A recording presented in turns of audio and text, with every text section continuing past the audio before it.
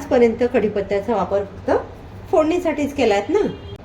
आज आपण त्याच कढीपत्त्याचा वापर करून 2 अशा भन्नाट चटणीज बनवणार आहोत ना. तुम्ही एकदा त्या बनवल्या की पुन्हा पुन्हा त्याच बनवाल.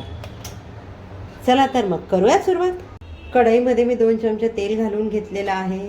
त्यामध्ये घालते 1 टेबलस्पून चणा डाळ. गॅसची फ्लेम आपण कमी ठेवलेली आहे. चणा डाळ अगदी हलकी परतून घेतली. यामध्ये घालतो 1 चमचा उडीद डाळ. आता इथे प्रमाण हे आपलं टेबलस्पूनचं असेल. 1 चमचा म्हणजे 1 टेबलस्पून. हे आपल्याला छान हलकं परतून घ्यायचं. याचा रंग बदलायला द्यायचा नाही आहे. आता यामध्ये आपण घालतो आहे अर्धा चमचा मेथी दाणे.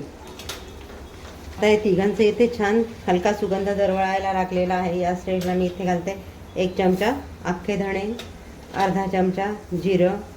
हे काही सेकंद आपण याच्यामध्ये परतून घेऊया. तर यामध्ये इथे घालते मी 2 चमचा शेंगदाणे, 2 चमचा किसलेलं खोबरं, 1 चमचा तीळ. हे देखील आपण याच्यात परतून घेणार आहोत. इथे आपल्याला या सर्व पदार्थांचा रंग बदलायला द्यायचा नाही. हे जर जळाले तर आपली चटणी कडवट होईल. त्यामुळे कमी गॅसवरच आपल्याला हे परतत राहायचं आहे. तर यामध्ये इथे घालून घेते मी 6 ते 7 लसणाच्या पाकळ्या, चवीनुसार मीठ, पाव चमच हिंग. हेही आपल्याला छान परतून घ्यायचं आहे. आता इथे याचा छान हलका सुगंध दरवळायला लागलेला आहे. आपले पदार्थ छान भाजून झालेले आहेत. आता मी इथे गॅस घालवून देणार आहे आणि हे सर्व गार होण्यासाठी एका प्लेटमध्ये काढून घेणार आहे. त्याच कढईमध्ये आपण घालून घेतो 1 वाटी कढीपत्ता. कढीपत्ता आपल्याला इथे कढईमध्ये छान तो कुरकुरीत होईपर्यंत परतून घ्यायचा आहे. मी इथे तेल नाही घातलं. माझी कढई तेलाने भरलेली होती. तेवढं पुरेसं आहे.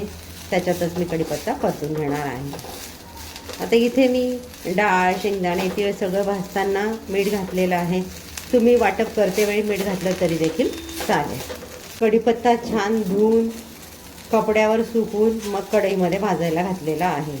आता कढीपत्त्याचे फायदे भरपूर आहेत. आपण सगळे सांगत बसलो तर आपला व्हिडिओ खूपच लांब होईल. कढीपत्ता अपचन, ॲसिडिटी कमी करतो, शुगर लेवल मेंटेन करतो, केसांच्या आरोग्यासाठी चांगला आहे, मेटाबॉलिझम वाढवून वजन नियंत्रणात ठेवण्यास किंवा वजन कमी करण्यास मदत करतो, अँटीऑक्सिडंटमुळे त्वचा हेल्दी आणि ग्लोईंग राहते. असे एक ना अनेक फायदे आहेत कढीपत्त्याचे. आपण कढीपत्ता फोडणीसाठी वापरतो. काही लोकांना तो आवडत नाही. फोडणीतला कढीपत्ता देखील ते काढून बाजूला ठेवतात. मग अशा वेळेला आपण अशा चटण्या बनवून ठेवल्या, तोंडी लावायला 1 चमचा जरी दिल्या तरी आवडीने सगळे खातात आणि त्यांच्या रोजच्या आहारात थोड्याफार प्रमाणात का होईना कढीपत्त्याचा समावेश होतो. कढीपत्ता आपला इथे छान परतून झालेला आहे. मी आता इथे गॅस घालवून दिलेला आहे. आता इथे एक कढीपत्ता हातात घेऊन बघा. या पद्धतीने असं छान चुरला गेला म्हणजे आपला कढीपत्ता छान तयार झालेला आहे. याला आता आपण वाटपासाठी घेऊयात. इथे मी मिक्सरचं भांडं घेतलं. अगदी सुकं आहे. ही चटणी आपण स्टोअर करून ठेवणार आहे. त्यामुळे शक्यतो भांडं वापरताना छान सुकं करूनच वापरा. आपण यामध्ये कढीपत्ता घालून घेतला आणि आता याच्यामध्ये घालून घेतो आपलं इतर भाजलेलं सर्व साहित्य.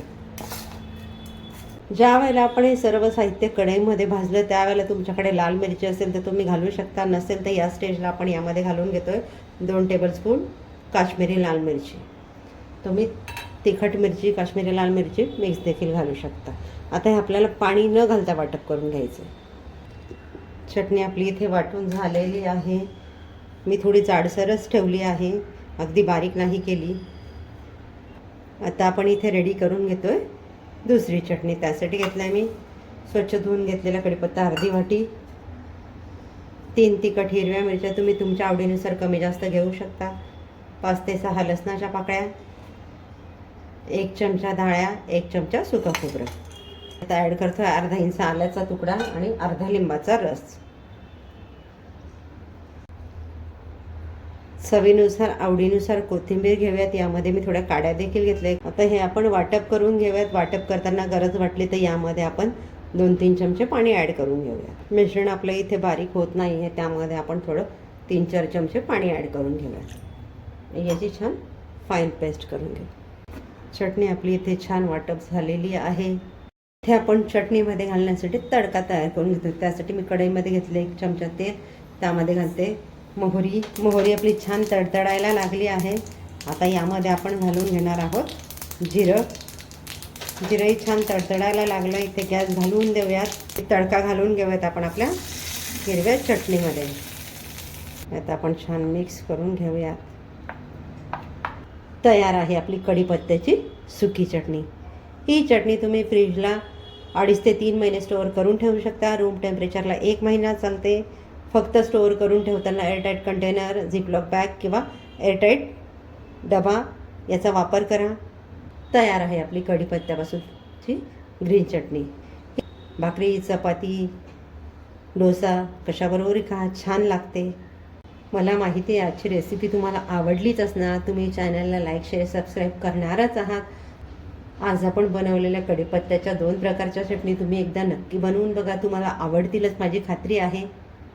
भेटूयात पुढच्या व्हिडिओमध्ये एक नवीन रेसिपीसह.